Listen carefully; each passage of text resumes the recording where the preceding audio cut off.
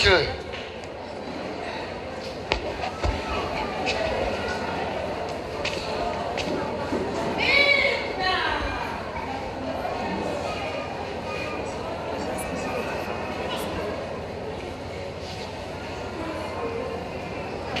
Yabachi. Nsomba omwami wange yalwala naye olumba olumuluma sirumanyi. Bao. Okay. What's the name? Who did you come with? Ne Kasolo Robert. Aliwa. Where is he? Mwami Kasolo jangu ko waneno maaso. Ato yeyo muyita otya? Who is that one to you? Mukwano gwange nnyo. Mukwano gwo. Yes sir. Omukyala oyo naye omuyita otya? Who is he to you? Kale ono mukwano gwange bonna bonna ono baawe ono mukyala we bonna bonna mukwano gyange. Okay. Naye ng'ono namulabira ku musajja. Okay. Kale. This man Omusajja ono. mulwadde. It's true he's sick. But Naye. You two people. Mwababiri. Ate mu making okulwalira ddala.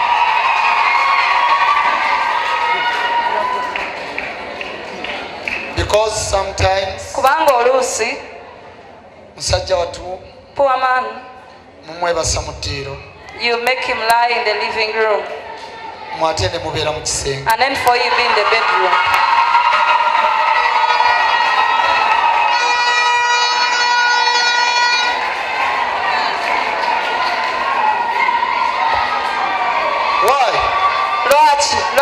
lwaki mukikola?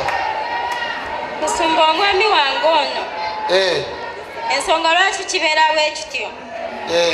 Yalwala nnyo. Yalwala olumbe ne tuba nga tetulina buyambi. Otyo? Kati bwe twali nga tetulina buyambi nga tewali atulabirira nga tetulina wadde ekikumi nga ate tulina okubeerawo n'omwana waffe ng'alina okusoma. Otyo? Nefunamu problem. N'ofunamu obuzibu. N'otende wali wanokikola. Oyo abawa obuyambi. Nsumba nakikola lwa mbeera. Kati katerere mu linnya lya Yesu. Let him settle in Jesus' name. Katerere. Let him settle in Jesus' name. Let him settle in Jesus' name. Katerere mu linnya lya Let him Yesu. heal in Jesus' name. Mulete wano, mulete. Bring her. Mukwatira. Put her there. Musajja muhambi.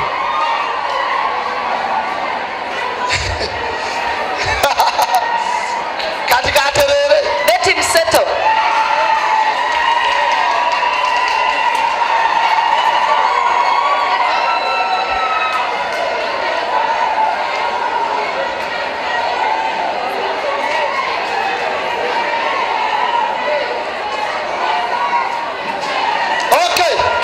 Listen to me. Mpuliriza. Musooke muwulirize. First wait. Mukama mulungi. God is good. Mukama mulungi. God is good. Mukama ndaga. The Lord shows me. Nga gwe trouble causer. Ogwavaako obuzibu. Wagende wa maama wo. You went to your mother. N'akuwa eddagala. And she gave you medicine.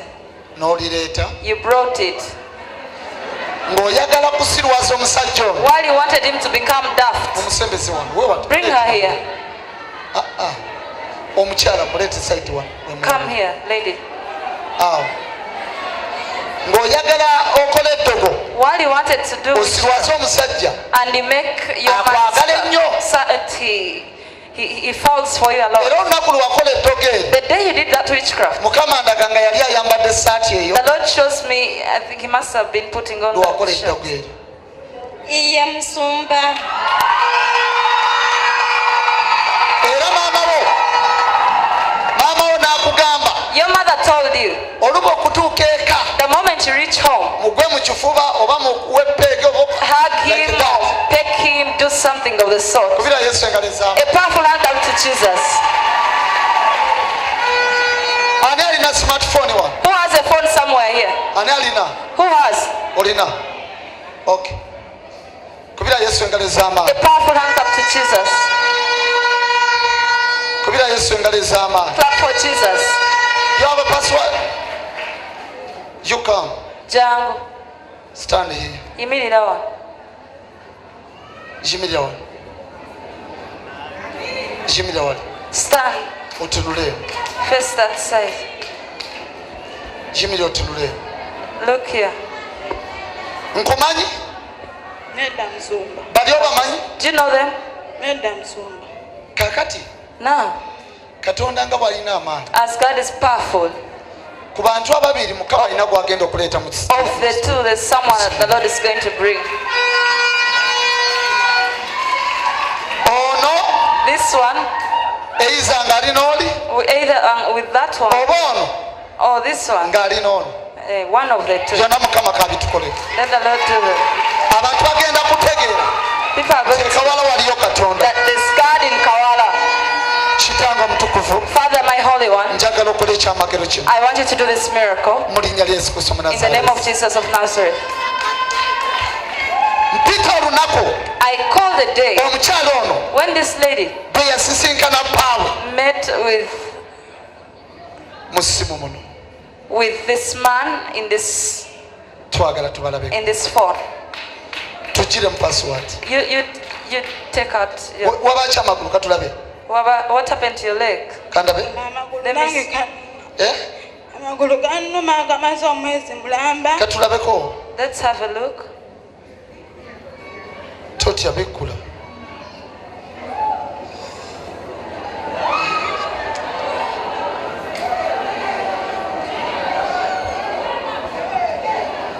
Which means you like that? Oli bwotyo. Ya Musumba kijja ne kimalako ennaku 3 oba 4 ne kiwona ne kiddamu ne kiwonamu ennaku nga 2 ne Okay, soko tubikkulye essimu yo. First show us. Genda mu gallery bw'osangamu You check in your phone. ekifaananyi If you find a picture nga tolina ekitali kikyo. which is not yours, Wangi?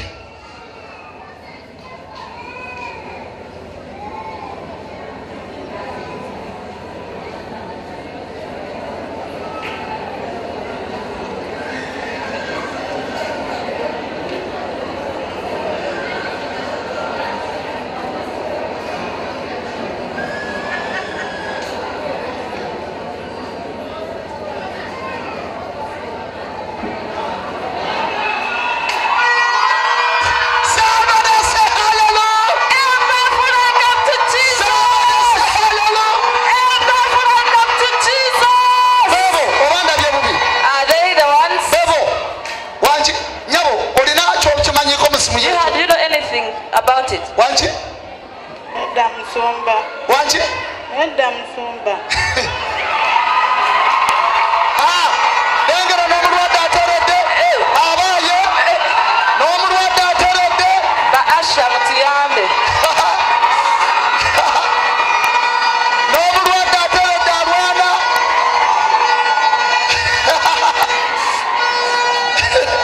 Omukyala yaliwa? Where is the lady? Omukyala nyabo totya jangu. Don't fear, you come. Totya tuli mu kunaaba, tuli mu kwetereza. We are now sorting ourselves. Ndaga ekifaananyi. Trust that picture. Kyeki.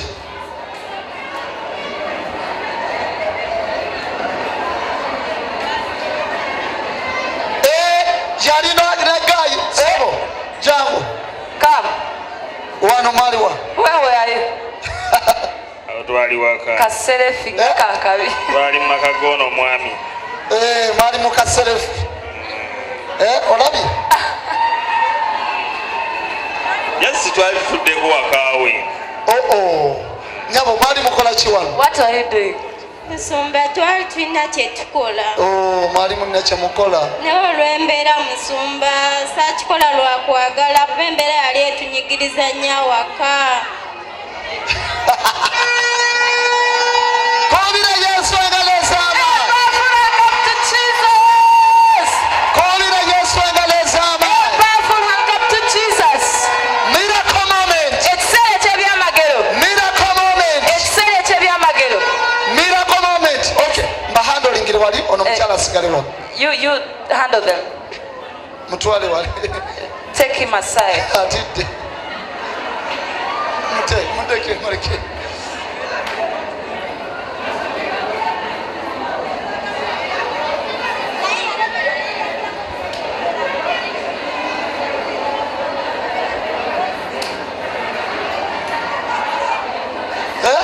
Okakasizza. Okakasizza. Ya.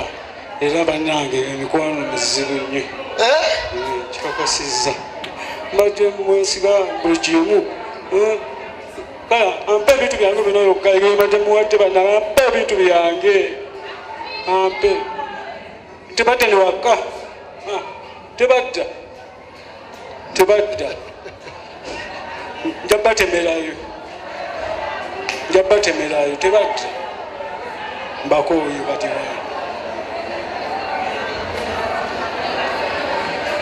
You are free to delete. Oli waddemu okubijja. Kyetwagala. Kubira Yesu engalo ez'amaanyi. A powerful hand of Jesus. Wonyezebwa. In the name of Jesus Christ. Mu linnya lya Yesu Kristo. Muleke. Mukama musumulute. Tambula.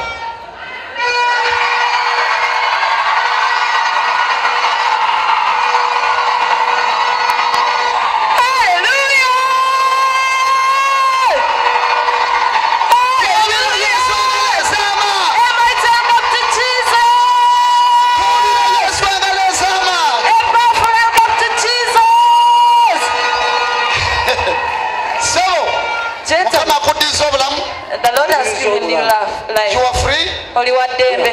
You can forgive her. Osobola omusonyiwa. Osobola omusonyiwa. naye kale nga Mukama wampadde obulamu n'enzira engulu musonyiye n'emikwano gyange musonyiye.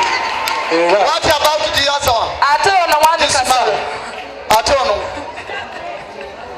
Naye oyo Chikanye.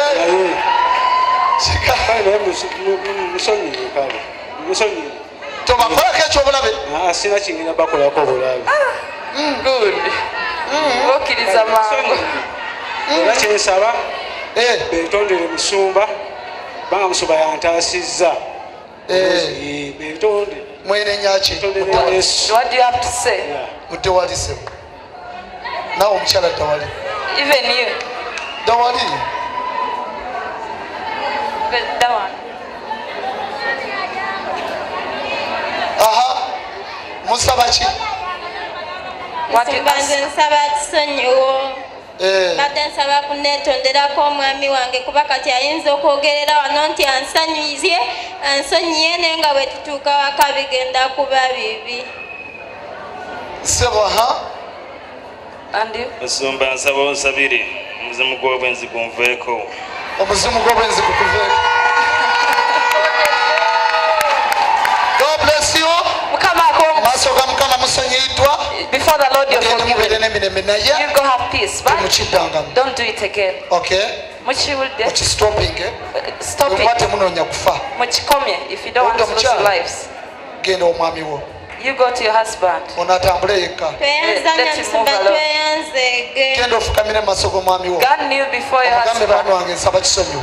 Say, my husband, I want you to forgive me. Mwami wange nsaba onsonyiwe ekyo nakikola lwa mbeera naye kooteredde sigenda kiddamu kikola. Kale nkusonyiye tuddemu tukutambuze obulamu.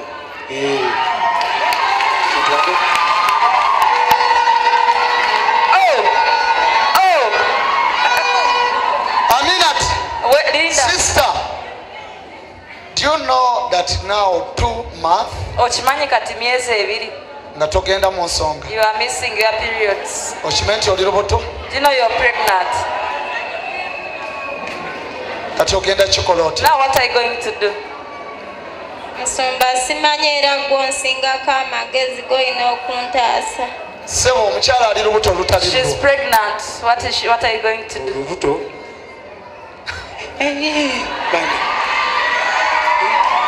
Olubuto ekintu ekyo ate